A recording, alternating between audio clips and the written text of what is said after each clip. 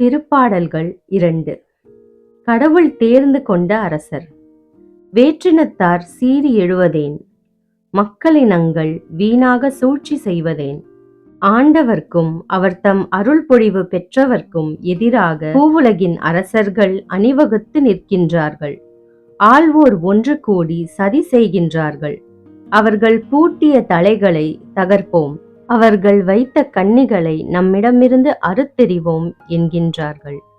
விண்ணுலகில் வீற்றிருப்பவர் எள்ளி நகைக்கின்றார். என் தலைவர் அவர்களை பார்த்து ஏளனம் செய்கின்றார். அவர் சினமுற்று அவர்களை மிரட்டுகின்றார். கடுஞ்சினத்தால் அவர்களை கலங்கடிக்கின்றார்.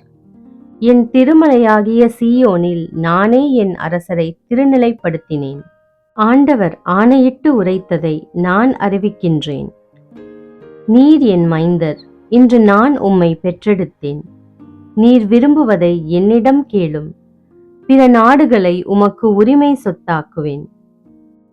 பூவுலகை அதன் கடை எல்லை வரை உமக்கு உடைமையாக்குவேன். இரும்பு கோலால் நீர் அவர்களை தாக்குவீர்.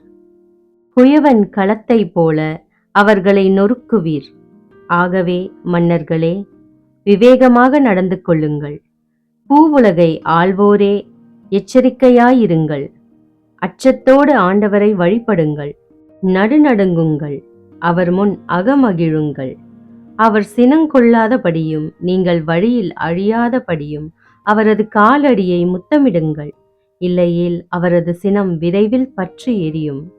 அவரிடம் அடைக்கலம் புகுவோர் அனைவரும் பேறு பெற்றோர்.